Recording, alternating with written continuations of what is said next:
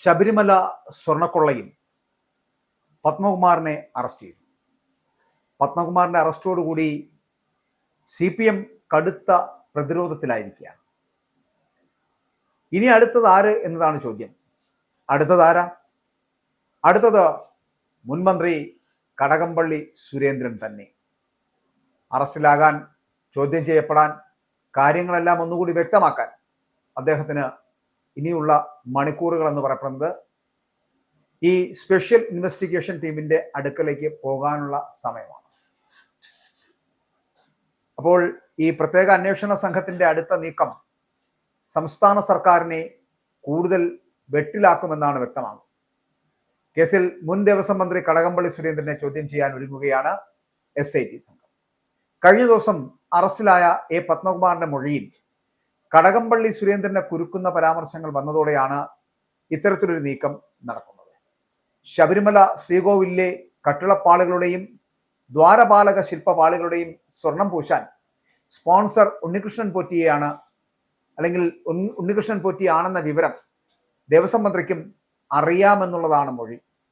സ്പോൺസറാകാൻ താല്പര്യം പ്രകടിപ്പിച്ചുള്ള കത്ത് കടകംപള്ളി സുരേന്ദ്രനും നൽകിയതായി ഉണ്ണികൃഷ്ണൻ പോറ്റി പറഞ്ഞിരുന്നുള്ള മൊഴികളടക്കമുണ്ട്. അപ്പോൾ ഈ മൊഴിയാണ് ഇപ്പോൾ മുൻ മന്ത്രി കടകംപള്ളി സുരേന്ദ്രന് കുരുക്കായി മാറുന്നത്. ഇതോടെ വസ്തുത വരുത്താൻ കടകംപള്ളിയെ ചോദ്യം ചെയ്തേ മതിയാകൂ. അതുകൊണ്ട് തന്നെ അടുത്ത ആൾ കടകംപള്ളി സുരേന്ദ്രനാണ്. ദേവസ്വം മന്ത്രിയും തന്ത്രിയും ഉൾപ്പെടെയുള്ള ഉന്നതരുമായിട്ട് പോറ്റിക്ക് അടുപ്പമുണ്ട് എന്നും അങ്ങനെയാണ് താൻ പോറ്റിയുമായിട്ട് സൗഹൃദത്തിലായത് എന്നും മൊഴിയുണ്ട്. ഇതോടെയാണ് കടകംപള്ളി സുരേന്ദ്രന്റെ മൊഴിയെടുക്കുവാൻ SIT ആലോചന തുടങ്ങിയത്. എന്നാൽ പത്മകുമാറിനെ കസ്റ്റഡിയിൽ വാങ്ങി ചോദ്യം ചെയ്ത ശേഷമാവും ഒരു അന്തിമ തീരുമാനത്തിലേക്ക് എത്തുക. പത്മകുമാറിനെ കസ്റ്റഡിയിൽ വാങ്ങാൻ പോവുകയാണ്. അന്വേഷണ സംഘം ഈ വരുന്ന തിങ്കളാഴ്ച റിപ്പോർട്ട് നൽകും. പത്മകുമാറിന് തിരിച്ചടിയായത് ദേവസ്വം ബോർഡ് ആസ്ഥാനത്ത് നിന്ന് പിടിച്ചെടുത്ത രേഖകളും ഉദ്യോഗസ്ഥന്മാരുടെ മൊഴിയുമാണ്. റിമാൻഡ് റിപ്പോർട്ടിലും പത്മകുമാറിന്റെ ഇടപെടൽ പ്രത്യേക അന്വേഷണ സംഘം വ്യക്തമാക്കി. നിർണായക തെളിവുകൾ നിരത്തിയുള്ള ചോദ്യം ചെയ്യലിനൊടുവിൽ കഴിഞ്ഞ ദിവസം ഉച്ചയ്ക്ക് ശേഷം 3:30 പത്മകുമാറിന്റെ അറസ്റ്റ് രേഖപ്പെടുത്തിയത്. രാഷ്ട്രീയ പ്രത്യാഘാതങ്ങൾ ഉണ്ടാക്കുന്ന നടപടിയായതിനാൽ പ്രത്യേക സംഘവും കരുതലോടെയാണ് ഈ അറസ്റ്റിന് മുമ്പ് കരുക്കൾ നീക്കിയത് എന്നുള്ളത് വ്യക്തമാണ്. റിമാൻഡ് റിപ്പോർട്ടിലും പത്മകുമാറിന്റെ ഇടപെടൽ SIT വ്യക്തമാക്കിയിട്ടുണ്ട്. ഉദ്യോഗസ്ഥരെയും വാസുവിനെയും കുറ്റപ്പെടുത്തിക്കൊണ്ടുള്ള ആ തരത്തിലുള്ള പത്മകുമാറിന്റെ മൊഴികൾ ഉണ്ടായിരുന്നു. ഉദ്യോഗസ്ഥർ തന്നെ, അല്ലെങ്കിൽ ഉദ്യോഗസ്ഥർ തന്ന രേഖപ്രകാരം, ആ രേഖപ്രകാരമാണ് നടപടി എടുത്തത് എന്ന് പത്മകുമാർ പറയുന്നുമുണ്ട്. പോറ്റിയുമായിട്ട് ആറന്മുളയിലും ദേവസ്വം ബോർഡ് ആസ്ഥാനത്തും പത്മകുമാർ പലതവണ കൂടിക്കാഴ്ച നടത്തിയെന്നുകൂടി പ്രത്യേക അന്വേഷണ സംഘം പറയുന്നു. ഉണ്ണികൃഷ്ണൻ പോറ്റി സർക്കാരിന് നൽകിയ അപേക്ഷയാണ് ബോർഡിന് കൈമാറിയതെന്ന് പത്മകുമാർ നൽകിയ മൊഴിയിൽ പറയുന്നുമുണ്ട്. ദേവസ്വം മന്ത്രിക്ക് നൽകിയ അപേക്ഷയാണ് അത്തരത്തിൽ കൈമാറിയത് എന്നാണ് പറയപ്പെടുന്നത്. സർക്കാർ അനുമതിയോടെ എന്ന് ഉത്തരവിൽ രേഖപ്പെടുത്തിയിട്ടുണ്ട് എന്നും ഈ മൊഴിയിലുണ്ട്. സ്വർണക്കൊള്ളയിലെ 6ാമത്തെ അറസ്റ്റാണ് ഇതോടുകൂടി നടപ്പിലായിരിക്കുന്നത്. അതേസമയം ദേവസ്വം ബോർഡ് എടുക്കുന്ന തീരുമാനങ്ങൾ സർക്കാരിന്റെ അറിവോടെ അല്ലെന്നും 5 ദേവസ്വം ബോർഡുകളും സ്വതന്ത്രമായി പ്രവർത്തിക്കുന്നവയാണ് എന്നും മുൻ ദേവസ്വം മന്ത്രി കടകംപള്ളി സുരേന്ദ്രൻ പറഞ്ഞു. ദേവസ്വം ബോർഡുമായി ബന്ധപ്പെട്ട ഒരു ഫയലും തന്റെ ഭരണസമയത്ത് വന്നിട്ടില്ല എന്നും ഇളക്കാൻ പറയാനും സ്വർണം പൂശാൻ പറയാനുമൊന്നും ദേവസ്വം മന്ത്രിക്ക് അധികാരവുമില്ലെന്നും കടകംപള്ളി പറഞ്ഞ് വയ്ക്കുന്നുണ്ട്. എന്തായാലും കടകംപള്ളി സുരേന്ദ്രന്റെ ഭരണകാലത്താണ് ശബരിമലയിലെ സ്വർണക്കൊള്ള നടന്നിരിക്കുന്നത് എന്നതിനാൽ വിഷയത്തിൽ കടകംപള്ളിക്കും കൈകഴുകാൻ ആകാത്ത അവസ്ഥയാണ് എന്ന് പറയേണ്ടിയിരിക്കുന്നു.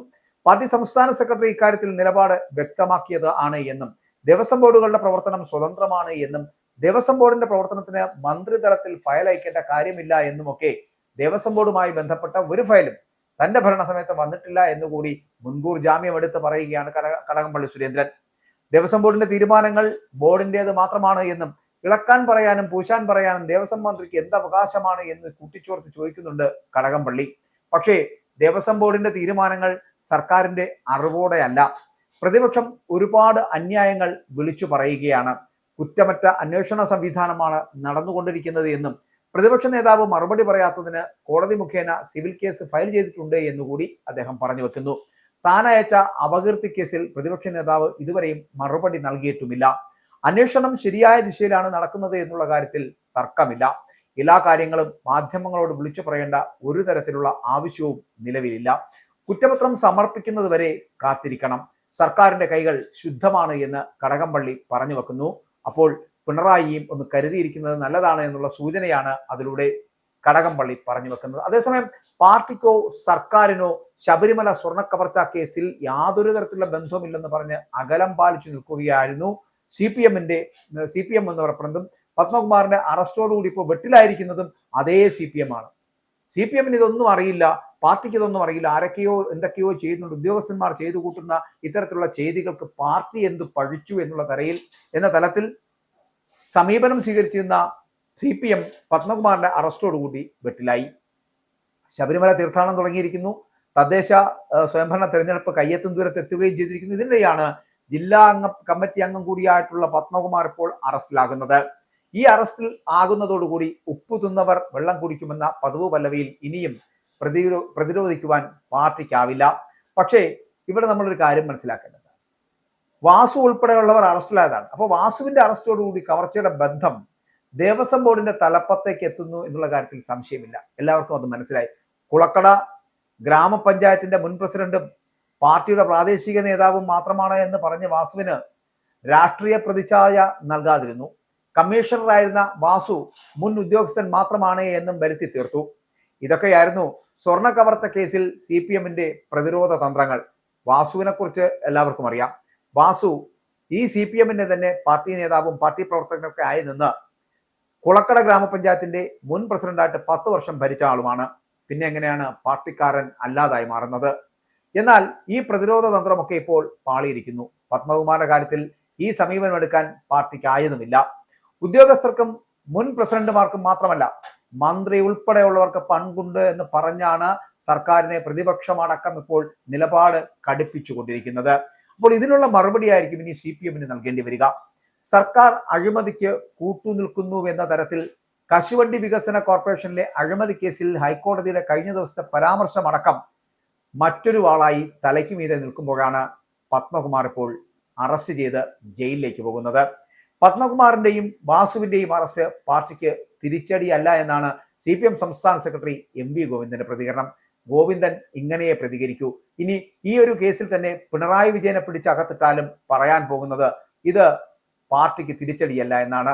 പാർട്ടിക്ക് പ്രിയപ്പെട്ടവർ സത്യസന്ധർ മാത്രമാണ് എന്നുള്ള ഗോവിന്ദന്റെ പ്രതികരണം അത് വസ്തുതയ്ക്ക് നിരക്കുന്നതാണോ എന്ന് ചിന്തിക്കേണ്ടിയിരിക്കുന്നു. പത്മകുമാറിനെ പാർട്ടി കൈവിടുന്നതിന്റെ സൂചനയാണ് ഇതുമായിട്ട് ബന്ധപ്പെട്ടുണ്ടാകുന്നത്. റിമാൻഡ് റിപ്പോർട്ടിലെ പരാമർശങ്ങൾ ചൂണ്ടിക്കാട്ടി പാർട്ടി പത്രത്തിൽ വാർത്ത നൽകിയതും മറ്റൊരു തള്ളിപ്പറയലിന്റെ അവസ്ഥയാണ് എന്ന് പറയേണ്ടിയിരിക്കുന്നു. അപ്പോൾ സ്വർണ്ണ കവർച്ച കേസിൽ വാസു ഗൂഢാലോചന നടത്തിയെന്ന് പാർട്ടി പത്രത്തിൽ വാർത്ത നൽകിയതും ഒരു തള്ളിപ്പറയലായിട്ട് നമുക്ക് കാണേണ്ടിയിരിക്കുന്നു. ശബരിമല യുവതീ പ്രവേശന പ്രശ്നത്തിന്റെ കാലത്ത് ബോർഡിന്റെ തലപ്പത്തുണ്ടായിരുന്നവരാണ് അറസ്റ്റിലായിട്ടുള്ള ഈ വാസുവും ഒപ്പം തന്നെ പത്മകുമാറും. ഇവർ ആർക്കു വേണ്ടിയാണോ വിടുവേല ചെയ്തത് ആ വിടുവേല പാഴായിരിക്കുന്നു. പിണറായിക്ക് വേണ്ടി ഒത്താശ ചെയ്യുകയും പിണറായിക്ക് വേണ്ടിയിട്ട് ഈ ഗോഗോ വിളിക്കുകയും പിണറായിക്ക് വേണ്ടി കീജെ വിളിക്കുകയും പിണറായിയുടെ എല്ലാ തരത്തിലുള്ള പിന്തിരിപ്പൻ സംവിധാനങ്ങൾക്കും കൂട്ടുനിൽക്കുകയും ചെയ്ത 2 സഖാക്കൾ കൂടി അറസ്റ്റിലാകുമ്പോൾ ആകെ 6 പേർ അറസ്റ്റിലാകുന്നു. ഇനി അറസ്റ്റിലാകാൻ പോകുന്നത് ഈ പറയുന്ന മുൻ മന്ത്രി കൂടിയായിട്ടുള്ള കടകംപള്ളി സുരേന്ദ്രനാണ്. കടകംപള്ളി സുരേന്ദ്രന് ശേഷം ആര് എന്നൊരു ചോദ്യം വന്നാൽ ഈ പത്തനംതിട്ടയിലെ ജില്ലാ സെക്രട്ടറി കൂടിയായിട്ടുണ്ടായിരുന്ന പത്മകുമാർ അടക്കം അറസ്റ്റിലാകുമ്പോൾ ആ ജില്ലാതലത്തിലെ നേതാവടക്കം പാർട്ടിയിൽ അറസ്റ്റ് ചെയ്യപ്പെടുമ്പോൾ പരിതാപകരമായ അവസ്ഥയിലേക്ക് സി പി എം എത്തിച്ചേരുകയാണ്. ഇനി ഏതെങ്കിലും ഒരു കാലഘട്ടത്തിൽ ഞാൻ പറഞ്ഞല്ലോ ആദ്യം ഈ സ്ത്രീ പ്രവേശനവുമായി ബന്ധപ്പെട്ട് വരുന്ന കാലയളവിൽ പാർട്ടിയുമായിട്ട് അകലം പാലിക്കേണ്ടി വന്ന ഒരു സ്ഥിതിവിശേഷം പത്മകുമാറിനുണ്ടായിരുന്നു. അന്ന് ഈ പിണറായി തന്നെ തള്ളിപ്പറഞ്ഞ വ്യക്തിയാണ് ഈ പത്മകുമാർ. അതുകൊണ്ട് തന്നെ പത്മകുമാർ ഇനി മൊഴികളിൽ എവിടെയെങ്കിലും ചില വൈരുദ്ധ്യങ്ങൾ കൂടി ഉണ്ടാക്കിയാലും ഇപ്പോൾ കടകംപള്ളി സുരേന്ദ്രനും ഇത് അറിയാമായിരുന്നു എന്ന് പറയപ്പെടുന്ന അതേ മൊഴി പോലെ പിണറായിക്കും ഇതൊക്കെ അറിയാമായിരുന്നു എന്ന് പറയപ്പെടുന്ന ഒരു മൊഴി ഉണ്ടായാൽ പിണറായിയും ഇതുപോലെ ഈ SITയുടെ അന്വേഷണ പരിധിക്കുള്ളിലാകും. അങ്ങനെയാണെങ്കിൽ പിണറായിയെയും ഈ പറഞ്ഞ പോലെ ചോദ്യം ചെയ്യേണ്ടി വരും. ഇനി ചോദ്യം ചെയ്യൽ എന്തെങ്കിലും കഴമ്പുണ്ട് എങ്കിൽ മാത്രം ഈ മറ്റുള്ളവർ അറസ്റ്റിലായതുപോലെ പിണറായിയെയും അറസ്റ്റ് ചെയ്യേണ്ടി വരും. അങ്ങനെ ഒരു സാഹചര്യത്തിലേക്ക് കൊണ്ടെത്തിക്കണമെന്നുണ്ടെങ്കിൽ അതിന് തീരുമാനമെടുക്കേണ്ടത് പത്മകുമാറാണ്. പത്മകുമാറിന്റെ മൊഴികളിലാണ് കടകംപള്ളി സുരേന്ദ്രന്റെയും പിണറായിയുടെയും മുമ്പോട്ടുള്ള രാഷ്ട്രീയ ഭാവി.